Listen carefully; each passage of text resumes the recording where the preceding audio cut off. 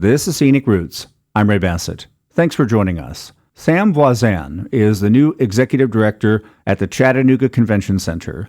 Last week, just days into the job, he stopped by our studios here at WUTC. Sam, thanks for joining us. Thank you for having me. And welcome to Chattanooga. I'm so excited to be here. Thank you. Tell us more about your background. Well, I've been in this business for about 30 years now. Loved it from the first day that I started back in the 90s.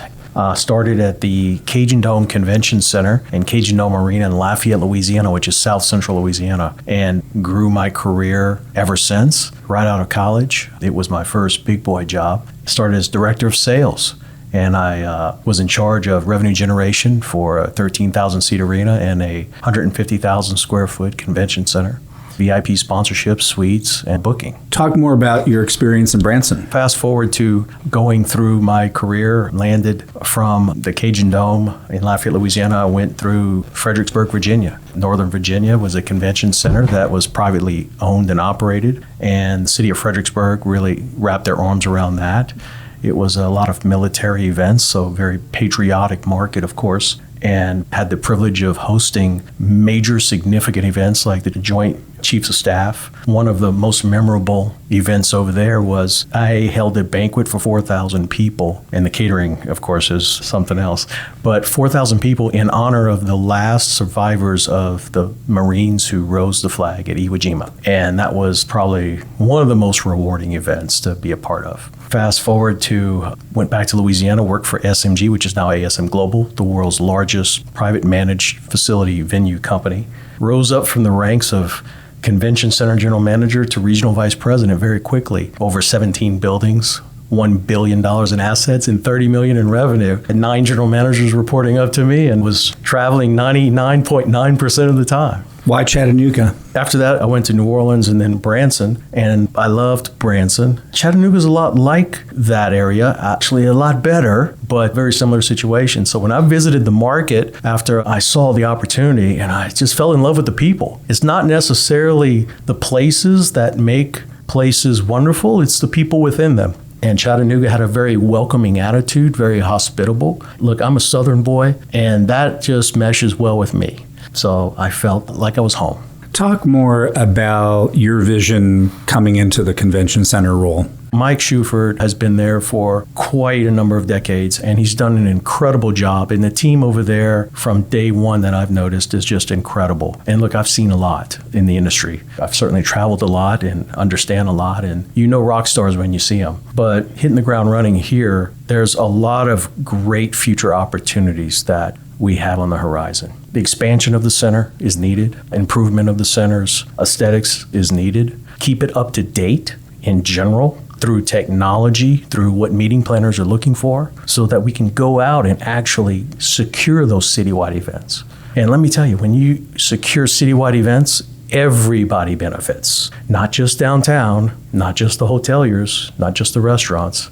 It's shopping, it's marketing. I'm going to tell you, I've had so many people in my career tell me that, well, I attended a convention in Branson, Missouri, and I decided to come live here because I enjoyed it so much. That is our opportunity to showcase Chattanooga as an example. So there's a lot of different leverage points of doing business in Chattanooga. Where to start with all that? Where we have to start is we have to improve our infrastructure. We have to improve our footprint. We have to bring the building up to competitive speed. I'll give you a good example. There's a 40,000 square foot brand new beautiful ballroom that Savannah just built. They've had a number of improvements. That was one of them. The CSL study that was commissioned by the CTC here through Barry's a great partner of ours. Chattanooga Tourism Company. Tourism Company, that's right. One of the things in that study indicated that we are woefully at a deficit of ballroom space, and that is really the hook that meeting planners, citywide conventions need. So that, coupled with bringing the building up to speed, it's the fastest convention center in the world through our technology and, of course, through our technology partners. But it's not enough. We need technological advancements in lighting that saves utility expenses, et cetera. We also need versatility. So the ballroom space plus improvements to the center, expanding the center. I'll give you a good example. The Presbyterians of America, in their annual convention, this is a national convention here in Chattanooga, making decisions for their sect right here in our building. They are on rotation in the United States. We've held them twice. This is our third time. They've indicated they cannot come back because they've outgrown the center. And they've been quoted. They have been quoted, absolutely. And they're not the only ones. There's a handful of existing events that are in rotation now that we will not be able to host in the future if the convention center is not expanded. Couple that with all of the events that we could not even go after in the first place, that is not of benefit. So imagine an expanded convention center. The assets downtown is a beautiful destination. We have attractions that any city would die for, but the center needs to be the correct scale to attract these conventions. And once they come in, now everybody's going to feel the economic impact. And that impact is felt through a lot of sales tax receipts. And not just direct, but indirect. There's multipliers out there that the experts say for different markets, it's a 2 or a 3, et cetera. But Chattanooga is a great market for that. So imagine losing events because we're not large enough and we're not enhanced enough. We're not up to date enough. Our competitors are going to pass us up. So we can't be asleep at the wheel. So we need to plan now through a 10-year phased expansion as well as improvement so that we can keep up with our competitive set in the region in the Southeast. And once that happens, there's no stopping Chattanooga. We're going to surpass what some of our competitive set is doing. I promise you that. It is one of these things that, once again, the destination has a great marketing opportunity, but the infrastructure needs to keep up so that we can actually host and execute. And that's my job. And then what's the ask required for funding this? Well, we're in the process of putting all that together right now. But as you can about imagine, anything worth impact in the 100 million range, okay, is going to be several million to get that. So what we're going to have to understand that it's going to take money to make money. And the question is, what will we spend it on most effectively in priorities and through phases? And once that happens, then we'll have a very smart, phased, strategic approach to having this center executing some of the largest events it's ever seen. And that's bringing this ask to city stakeholders, county stakeholders, and beyond. Absolutely. In fact, all of the stakeholders that are affected by the convention center will be at the table to discuss exactly how this funding can occur, from federal level to state level to local level. It's going to take a village to make it happen, and it's going to take the village to reap the rewards of the economic impact after it does happen. And so we're looking very forward to having those conversations. Everything that we have said and everyone we've talked to that are stakeholders that would benefit from this all agree that this is what has long been needed. All agree that, yes, we can always use more business. Who couldn't? And the infrastructure just needs to keep up with the competitive set. And everyone is willing to come to the table and see how that can be done strategically. There's different buckets of money. There's different creative financing methods, whether it's a TIF or other traditional and non-traditional funding methods to get this done. We're going to look at all of them. And this is as important as anything in the city of Chattanooga right now. This is what we're talking about in future growth. This is a serious economic impact generator. Now look, it's not necessarily an impact generator for the building itself and its ledger, but it prints money for everyone else. Because, good example, there's 1,000 people downtown right now looking for something to eat for lunch. Right? And so when that happens, economic impact happens. If they weren't here because they couldn't come here because infrastructure is not correct to host their event, then that's just not realized. And it's just lost business. And we're not in the lost business. We're in the gain business. What's something that you've learned already about Chattanooga in the short time that you've been here? Well, I already talked about the people, but I just can't say enough about them. Everyone has a very hospitality-minded way of doing business, and that is hard to find in other markets. So that's a plus for sure. It's easy to get around downtown. It really is. What we do need is some connectivity to Broad Street, some connectivity to Main Street, all the way back to the river. We don't want to be a bookend anymore at the convention center. We want to be the hub. We want the spokes to go out into the community from the convention center. And that's truly what happens with economic impact. Once the event is in, then everyone, what are they going to do after 5 o'clock? Are you going to stay an extra couple days for the weekend?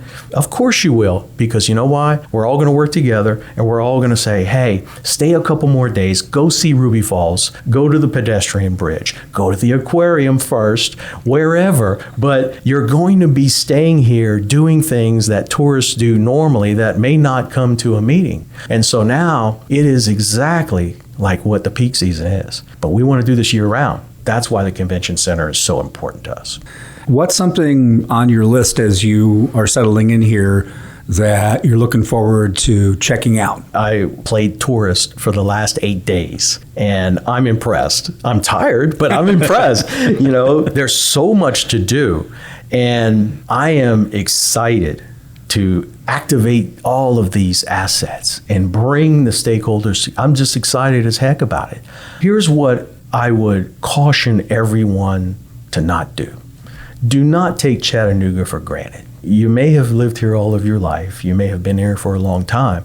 And you may see Chattanooga in a different light, and you may just take it for granted. But I'm going to tell you, coming from the outside, now finding a new home, like many others have done, really understand and appreciate what Chattanooga is, what it has to offer, and the people that are in it. It is top tier. Now, anyone talking bad about Chattanooga hasn't been to Chattanooga or has been here too long and took it for granted, because it has everything that makes a great recipe for success, especially in conventions. And for people who want to keep up on everything happening at the convention center and future plans for the convention center, where can they go online? Look, go to our website. It's chatconvention.com. Go ahead and Google anything you would like about Chattanooga Convention Center. It is all over the place. Our events that we have, let me tell you, we have over 400 events last year. We're knocking on 600 possibly for next year. It's crazy. I say it's crazy good. And you say it's 365 days, Sam. How can you? Well, we have 4, 5, 6 events at one time per day sometimes. It's one of those things that we have to understand that the convention center, Carter Street Corporation, is such an asset to Chattanooga because it is the economic driver for what we're talking about, and economic impact for sales tax, direct and indirect. Look, it reduces the tax burden to citizens in Chattanooga and the county. How does it do that? By having visitor tax come in and start paying for things, right? This convention center is not paid for by any local taxpayer. It is all about visitors and visitation. So it's a self-generating system. And when our stakeholders come to the table, whether it's the Hotel Motel Association, whether it is the Tourism Bureau, whether it is the mayor's office, whether it's the county, it is all one mission, and that is to bring Chattanooga forward to host large citywide conventions so that the economic impact is realized in this town, and it will be. All right. Sam, thanks so much. Thank you. Friday is the 4th of July. On Thursday, the city of Chattanooga hosts Pops on the River, a free public celebration for Independence Day. It takes place from 4 p.m. to 10 p.m. in Coolidge Park, with music and fireworks for the finale. Monica Kinsey is with the city of Chattanooga's Parks and Outdoors. Monica, thanks for joining us. Thank you for having me. Tell us more about Pops on the River. We are excited to bring Pops on the River back. We are producing it in-house within the Parks and Outdoors office. We hold the Arts, Culture, and Creative Economy as well as the Special Events office, and we are thrilled to bring it back into Coolidge Park on Thursday. Tell us more about what's in store. Well, we are excited to work with Chattanooga Soul, which, if you're familiar, is an ensemble of various Chattanooga artists led by Jared White. There is Zoe Boyd, Reese the Truth, CJ Jordan. There is Brian Russell, AP Hardaway, Abriel Hardaway. The list goes on and on.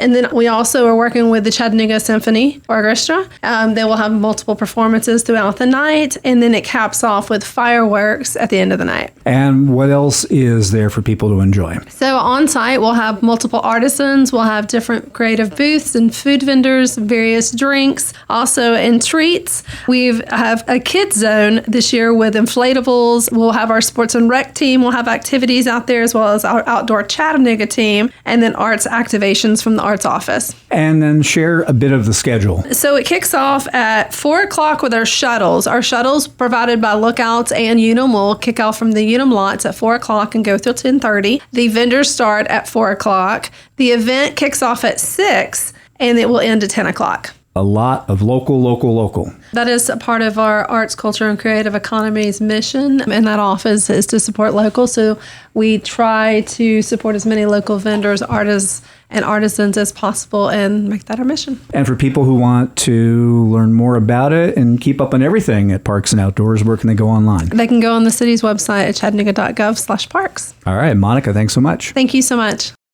Also on Thursday, the Collegedale Freedom Festival and Fireworks. The free public celebration on the eve of the 4th of July returns to the Commons, starting at 5 p.m., concluding with the fireworks around 9:30 p.m. Samantha Wright is with Friends of the Festival, which is organizing the celebration. We'll have a special Quilts of Valor presentation this year to select Collegedale police officers and tri-community firefighters. And following that, we'll also have a pie tasting contest with prizes. We'll be having tons of children's activities, including a foam pit, bouncy houses, water slides, and free face painting. And additionally, there'll be over 25 food trucks there. And Blood Assurance will also be hosting a blood drive from 4 to 8 p.m., which you can pre-register online for that. It's a crucial time in the summer, especially around holidays, for Blood Assurance to have blood because they are the single donator of blood to the hospitals surrounding here. So it's really important that we get the blood drive up.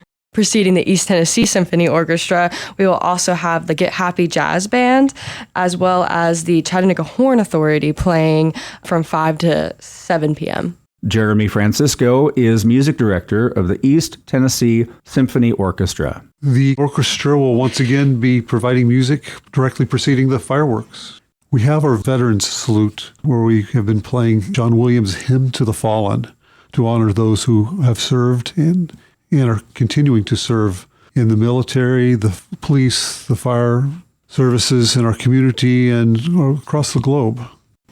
And we've got some interesting things happening this year, especially we've partnered with Numation Music to recreate, actually what they do is they're an archival service that salvages movie scores. What most people don't realize is that when a score has been produced for the movie, they just trash it, at least they used to. And so they have recreated for us Fratelli's Chase from the 1985 movies, The Goonies. And so we're excited to play it. Brandon from Numation said that this will be the first time since 1985 that this score has been played in its entirety from the movie. Renditions and arrangements have been done, but not the score exactly. And the location? The Freedom Festival is located at the Commons and the Veterans Park in Collegedale, and that address is 4950 Swinyard Drive. The festival itself is free, but many businesses surrounding the Commons will be paid parking. For more, visit collegedaletn.gov. In 2008, Christian Siriano won the 4th season of Project Runway, the design competition series. At 21 years old, he was the youngest contestant to ever take the crown, and that victory was just the first step in launching a remarkable career in the fashion industry. From New York to Paris, his breathtaking designs have graced countless runways and red carpets. Whether you're an A-list celebrity or an everyday shopper, wearing Christian Siriano is sure to make you feel fabulous. Allison Lebovitz, from our public media partner, WTCI PBS, had the chance to sit down with Christian while he visited this city to support Cadus Chattanooga with an unforgettable fundraising event featuring his show-stopping creations. Their conversation is next on the A-List with Allison Lebovitz this Thursday at 8:30 p.m. on WTCI PBS and on the PBS app. So you're 20 years old and someone convinces you to apply for Project Runway. Is that how it happens? Yes, yeah, it is. Who convinced you? Yeah, a friend of mine, we were at dinner, a friend that I went to college with in London. I just moved to New York City. I had nothing. I didn't know much, and I'd never seen Project Runway because I had lived in Europe for the last 4 years. So everyone was like, oh, I had no idea about anything. I didn't even know what it was. I auditioned on a whim, and I was 20 years old. But I had nothing to lose. You know what I mean? So I think when you go into something with really nothing to lose, and you just let your inhibitions kind of fly and go for it, and that's what I did. What did that entail? An audition? Like, did you have to submit your work? You submit your work. You go in front of a panel. You show your pieces inside out, how they're made. It's very different now in the process. We're a little bit more thorough, but at that time, like, there was no social media. Like, you couldn't see work on the internet. You had to, like, old school show photos. It was so funny. But great. Yeah. And everyone thought I was too young at the time, and I was young, and I think what I had was, like, ambition, and I just wanted to try, and I could have been out first, and you never know. But you won. Yeah, but I won, and I was 21 years old, and I was really young, so I learned a lot. Catch Christian Siriano on the A-List with Allison Lebovitz this Thursday at 8:30 p.m. on WTCI PBS and on the PBS app. I'm Ray Bassett. Thanks for listening to Scenic Roots. We come to you from the studios of WUTC at the University of Tennessee at Chattanooga. Email us at scenicroots423@gmail.com. Follow us on social media at scenicroots423. Listen to us online anytime at WUTC.org and the WUTC app. Join us again next time for Scenic Roots.